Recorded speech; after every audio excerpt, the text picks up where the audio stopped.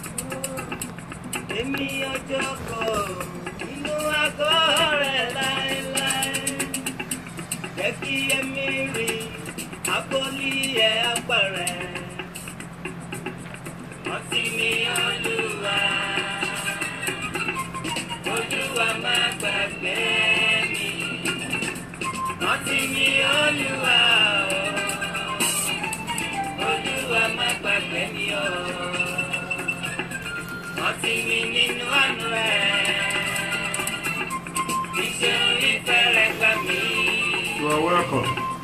Dr. Sumilayo, you are blessed. My daughter Akade Omawumi Mary. Bless you, Lady Evangelist. It shall be well with you.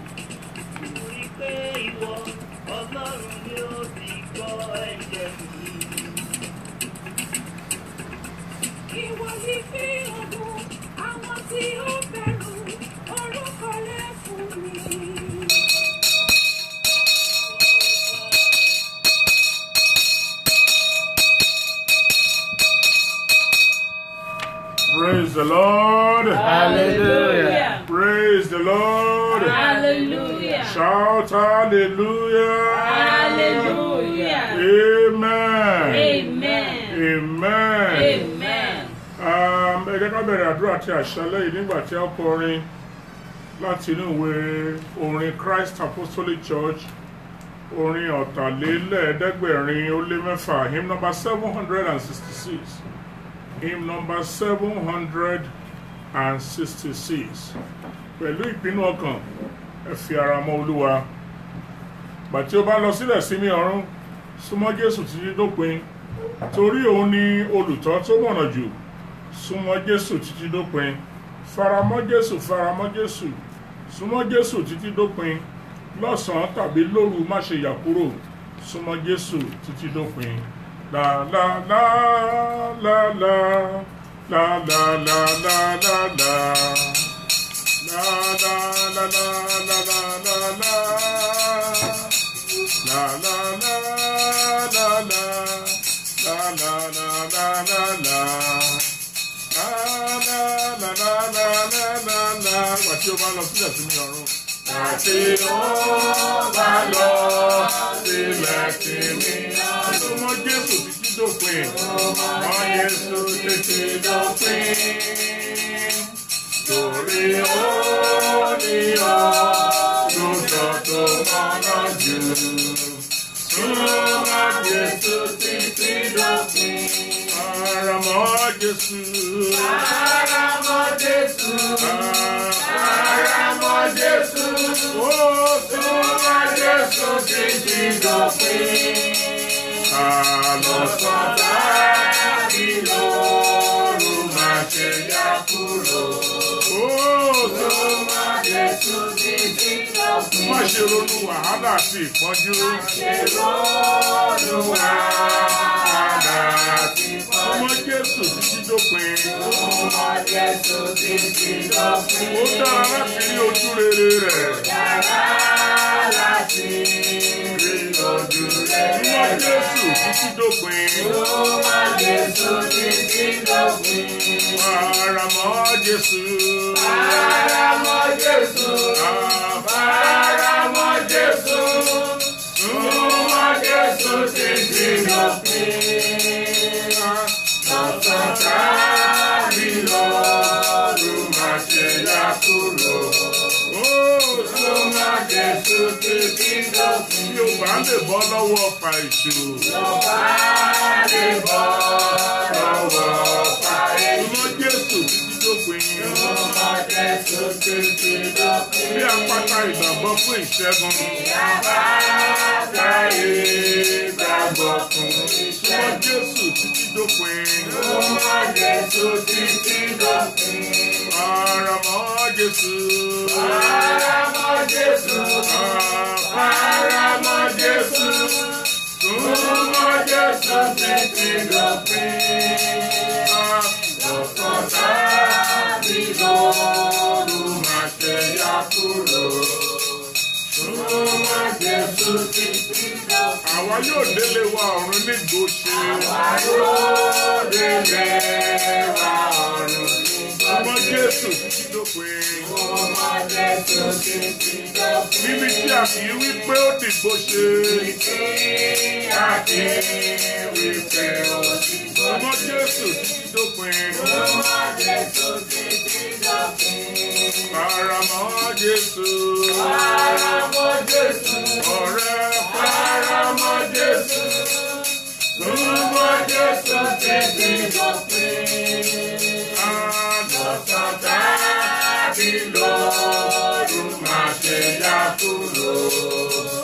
Súnmọ́ Jésù títí dópin. Àmín.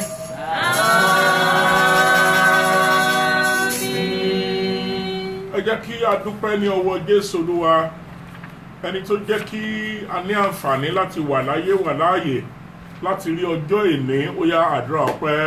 Lórúkọ Jésù lórúkọ Jésù lórúkọ Jésù ní ọ̀ṣẹ́ fún àǹfààní ìta ní láti rí ọjọ́ ìní yìí ní ayọ̀ àti àlàáfíà. Ẹ mà ṣe o, Olúwa o ṣeun, Olúwa o ṣeun, Olúwa o ṣeun, Olúwa o ṣeun, Olúwa o ṣeun, Olúwa o ṣeun, Olúwa o ṣeun, Olúwa o ṣeun. Bẹ́ẹ̀ fún wa ní àǹfààní láti rí ọjọ́ ìní ní ayọ̀ àti àlàáfíà wípé Olúwa o ṣe, adúpẹ́ adúpẹ́ adúpẹ́ gba ọpẹ́ gbà yìí lórúkọ Jésù Kristi Olúwa wa. Olúwa rìn pẹ̀lú ọwọ́ agbára rẹ lónìí nínú ọ̀rọ̀ tòní ti ọ̀rọ̀ rẹ lẹ́yìn rìn pẹ̀lú ọwọ́ agbára ńlá. Ó yá ìjà gbàdúrà bẹ́ẹ̀ lórúkọ Jésù lórúkọ Jésù olùgbàlà. Ẹ̀mí àwọn wòlíì ó yá rìn pẹ̀lú agbára rẹ lónìí. Olúwa rìn ní agbára rẹ lónìí. Olúwa ti ọ̀rọ̀ rẹ lẹ́yìn ti ọ̀rọ̀ rẹ lẹ́yìn. Olúwa ti ọ̀rọ̀ rẹ lẹ́yìn lórúkọ Jésù Olùgbàlà ti ọ̀rọ̀ rẹ lẹ́yìn Olúwa ti ọ̀rọ̀ rẹ lẹ́yìn ẹ̀mí wọn ti ọ̀rọ̀ rẹ lẹ́yìn lórúkọ Jésù Olùgbàlà Olúwa ti ọ̀rọ̀ rẹ lẹ́yìn lónìí nínú ayé ẹnì kọ̀ọ̀kan nínú ìdílé kọ̀ọ̀kan nínú ìlú kọ̀ọ̀kan Olúwa ti ọ̀rọ̀ rẹ lẹ́yìn ẹ̀mí mímọ́ ti ọ̀rọ̀ rẹ lẹ́yìn Ọlọ́run gbọ́ àdúrà lórúkọ Jésù Kristi Olúwa wa. Amen. Praise the Lord. Hallelujah. Praise the Lord. Hallelujah. Praise the Lord. Hallelujah. Ẹ jẹ́ ká yin Olúwa lógo. Bí Olúwa ti ń bẹ àti bí ẹ̀mí rẹ̀ ti ń bẹ, àṣeyọrí ni gbogbo wa yóò ṣe lórúkọ Jésù.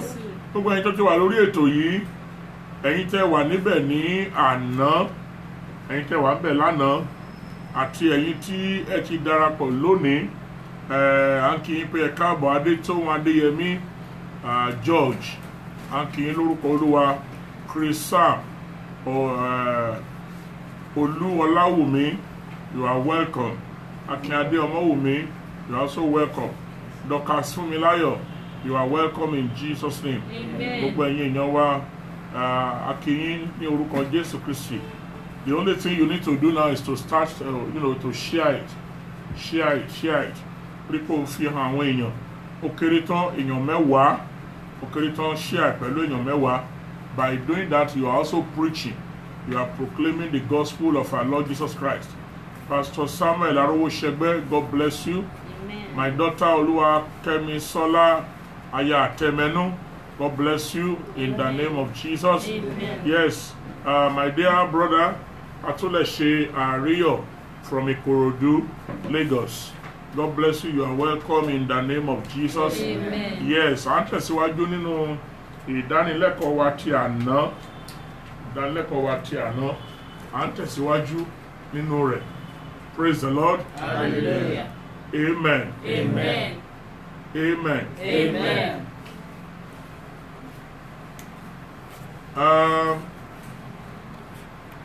Lẹ̀kùn tí ó ṣí ni a sọ̀rọ̀ lé lórí ní àná, the open door. The open door. Ó ní mo sọ̀rọ̀ lé lórí lánàá. Mo sì dúpẹ́ lọ́wọ́ Ọlọ́run fún àwọn tó ní testimony ní àná yẹn.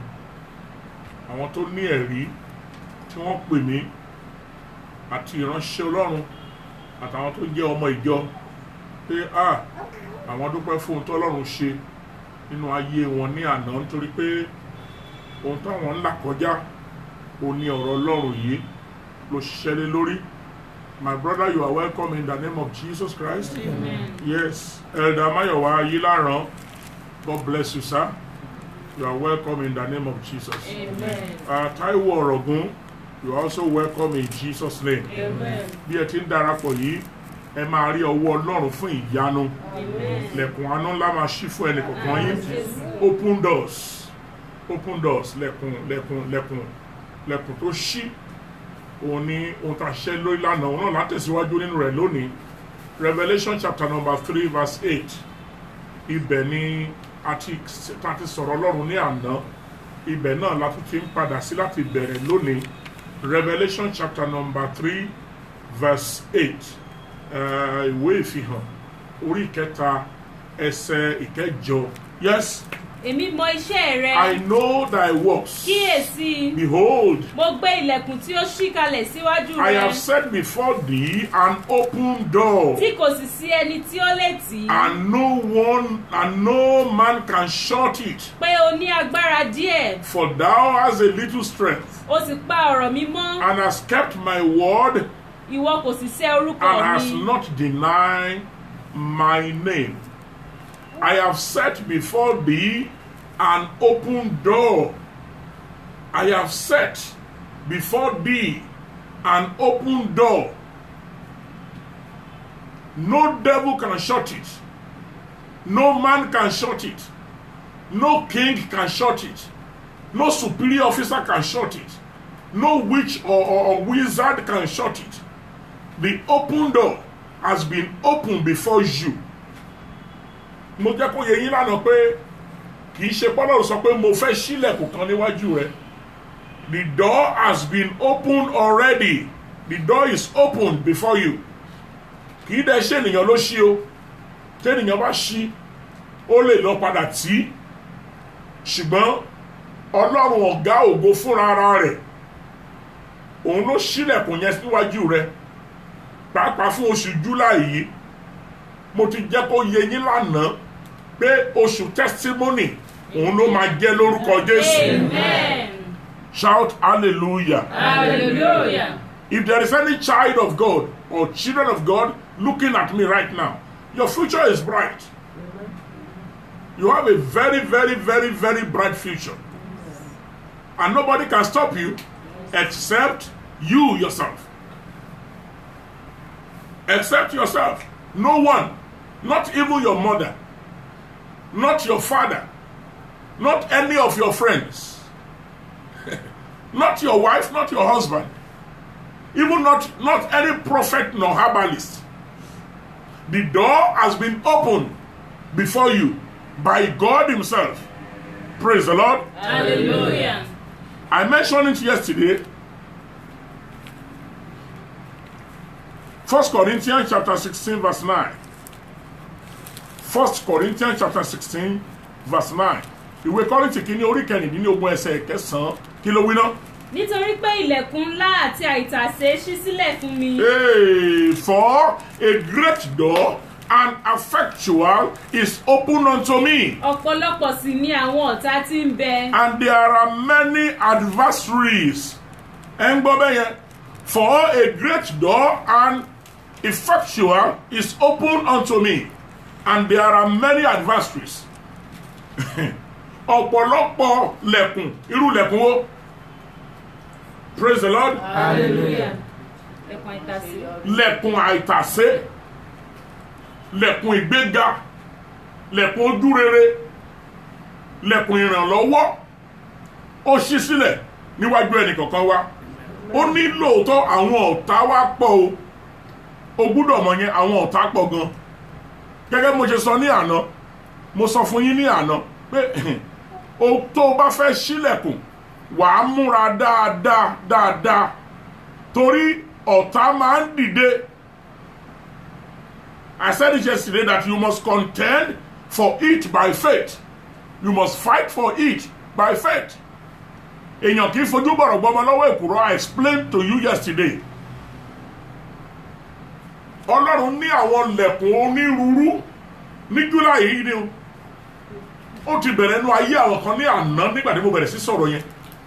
Àwọn kan yóò bẹ̀rẹ̀ nínú ayé wọn lọ́wọ́lọ́wọ́ báyìí.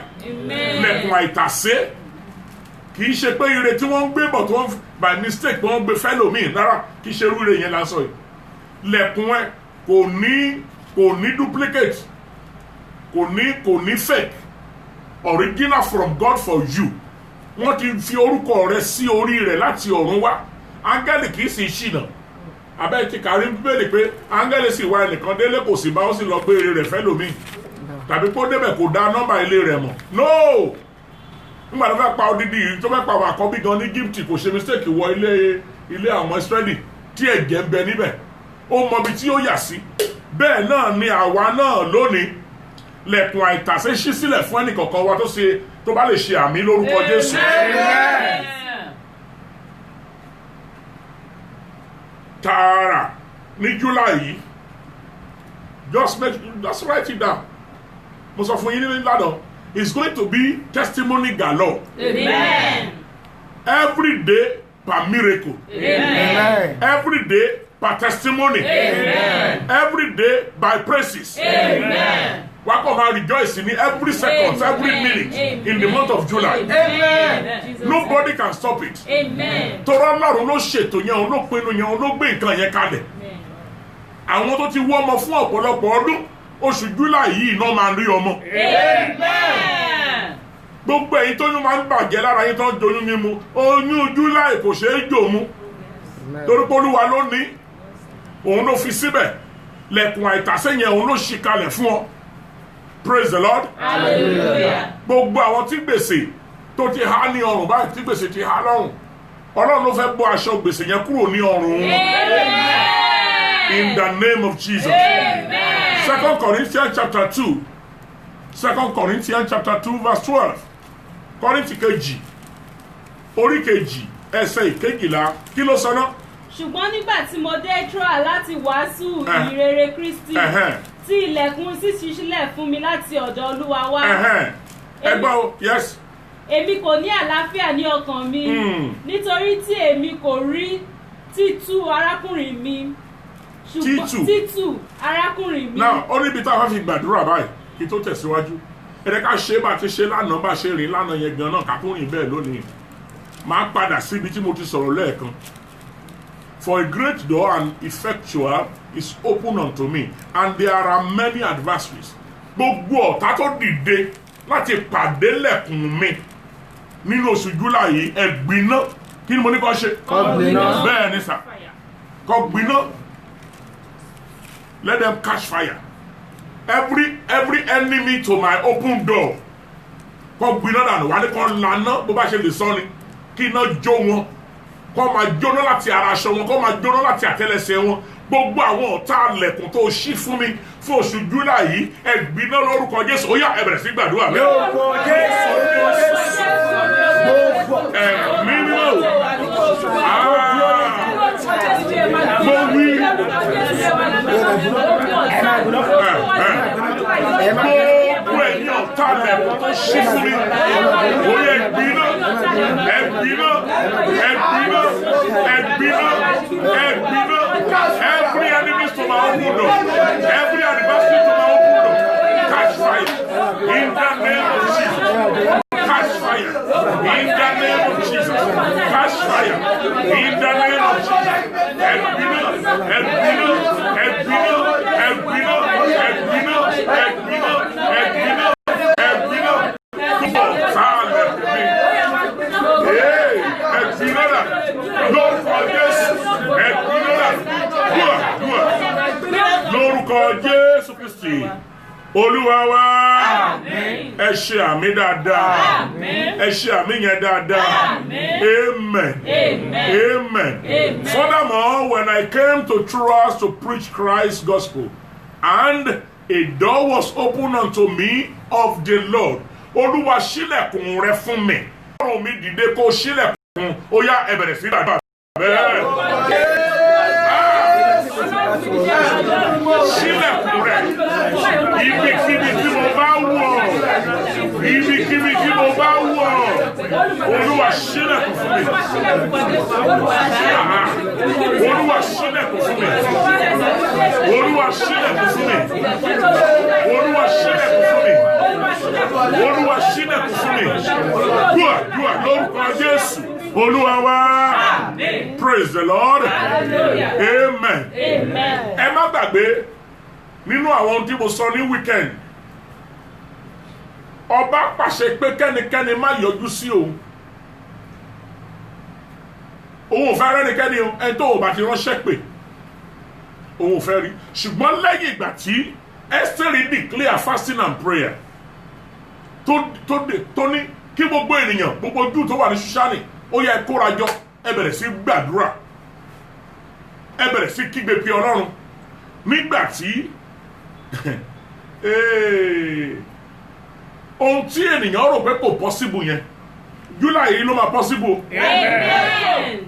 ok ọ̀tọ̀ ni kí mo máa sọ fáwọn èèyàn ọ̀tọ̀ ni káwọn èèyàn sọ fún ẹ pé nǹkan kan ò ṣeé ṣe ọ̀tọ̀ ni pé kí ìwọ gan mọ̀ pé kíní yìí ó ní èmi yóò wọlé tọ̀ ọba lọ tó lòdì sí òfin ó ní bí mo bá ṣègbé mo ṣègbé jàre máa lọ ṣùgbọ́n ṣe rí ètò fi kún yẹn ẹran ara ènìyàn ẹ̀mí ènìyàn ló sọ̀rọ̀ lára ẹ̀ ó ti fi Jésù Olúwa síwájú ó ní èmi ti gbé Olúwa ka iwájú mi nítorí tí ó wà lé ọwọ́ ọ̀tún mi a kì yóò ṣí mi ní ipò bí kábíyèsí ṣe rí báyìí ẹni tí kábíyèsí bá na ìdí ìrùkẹ̀rẹ̀ rẹ̀ sí tó bá tán orí ìrùkẹ̀rẹ̀ lélẹ̀ tí kábíyèsí máa ń jù sí yàn tó bá wá tọ̀nà ẹ̀ báyìí tó bá na ọbẹ̀ yẹn sí báyìí ẹ̀ lọ pa ló ń jẹ́ bẹ́ẹ̀ ó dẹ̀ ti sọ pé tó bá yọjú sí òun láì invite ẹ̀ òun ó gé orí rẹ̀ ni ṣùgbọ́n nítorí pẹ́sítẹ́rì ti gba àdúrà bí kábíyèsí ṣe rí báyìí olórí kí o kò rí Ẹ́sítérì o kí ni wọ́n gbọ́ kò rí ẹ̀ dá mi lò ògo Ọlọ́run ló rí nínú ayé Ẹ́sítérì ó rí ògo tó ṣíwájú ó rí Ọlọ́run níwájú rẹ̀ ó ní olórí máa wọlé bọ̀ ó yá jókòó sí ẹ̀gbẹ́ mi bíbá kí ló fẹ́ kí n ṣe fún ọ ó wàá gbàdúrà yìí Ọlọ́run tó ṣíwájú Ẹ́sítérì níwájú ọba ṣíwájú mi ní July yìí ẹnikẹ́ni tí n bá dúró níwájú rẹ̀ jẹ́ kó máa rí ọ nínú ayé mi ṣe é sọ̀rọ̀ amen Ọlọ́run tó ṣíwájú Ẹ́sítérì ẹ sọ bẹ́ẹ̀ kí n gbọ́. Ọlọ́run tó ṣíwájú Ẹ́sítérì. The Lord that goes before who? Esther. Go before me in the month of July. Tí bá pàdé gọ́vnọ̀ jẹ́ kó rí Ọlọ́run nínú ayé mi. Tí bá pàdé sẹ́nétọ̀ jẹ́ kó rí Ọlọ́run nínú ayé mi. Tí bá pàdé ọba tí bá pàdé ìjòyè jẹ́ kó rí Ọlọ́run nínú ayé mi. Tí bá pàdé bishop tí bá rí ìránṣẹ́ Ọlọ́run jẹ́ kó rí Ọlọ́run nínú ayé mi. Bí ogun bá pàdé mi gan má jẹ́ orí mi jẹ́ kó rí Ọlọ́run nínú ayé mi ó yá ẹ bẹ̀rẹ̀ sí gbàdúrà. Yóò Jésù. Ọlọ́run tó ṣíwájú Ẹ́sítérì lọ síwájú ọba. Oh yes. Èmi gbogbo tí bá ti tẹ̀lé oṣù. Olùwàṣíwájú mi. Jọ́ọ̀rì ọ̀nà ayé mi. Olùwàṣíwájú mi. Ògo rẹ yóò máa fa ọ̀nà ayé mi. Nínú oṣù kékeré.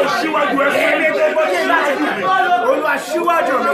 Ní ibi kí ẹ máa rògbò rẹ máa tí mo bá ti fi ara Olúwa ṣíwájú mi. Níbi kíbi tí mo bá ti fi ara Ọlọ́run lọ ṣíwájú mi. Ẹ̀mí mímọ́ ṣíwájú mi. Níbi kíbi tí mo bá ti fara Olúwa ṣíwájú mi. Ọlọ́run ṣíwájú mi. Olúwa ṣíwájú mi. Ọlọ́run jọ ṣíwájú mi. Nínú oṣù July ṣíwájú mi. Gbogbo àwọn tó ń gbọ́ mi tó wò mí yìí ṣíwájú wọn. Dúà lórúkọ Jésù Kristi Olúwa wa. Amen. Colossians chapter number 4 verse 3. Ìwé Kólósè orí kẹrin ẹsẹ̀ kẹta. Colossians chapter 4 verse 3. Kí ló wí? Ju gbogbo rẹ̀ ẹ máa gbàdúrà fún wa pẹ̀lú. Yes. Kí Ọlọ́run lè ṣí ilẹ̀kùn fún wa fún ọ̀rọ̀ rẹ̀. We are praying also for us that God will open unto us a door of utterance. Láti máa sọ ohun ìjìnlẹ̀ Kristi. To speak the mystery of Christ. Nítorí èyí tí mo ṣe wà nínú ìdè pẹ̀lú. For which I'm also in bond. Paul Apostle ló sọ̀rọ̀ mi báyìí. This prayer point is mainly for servant of God. Are you a servant of God? Yes. Okay. If you know you are a servant of God, you are going to pray this prayer point. Olúwa jẹ́ kí ilẹ̀kùn ọ̀rọ̀ rẹ ṣí fún mi nínú oṣù July. Jẹ́ kí ilẹ̀kùn ọ̀rọ̀ rẹ kó ṣe kí ni? Kó ṣí fún mi. In the month of July, let the door of your word, the door to my ministry, the door to preach the gospel, let it open for me. Open your mouth and begin to decree in the name of Jesus. Jẹ́ kí ilẹ̀kùn ọ̀rọ̀ rẹ yóò ṣí fún mi. Yóò ṣí kejì. Yóò ṣí fún mi.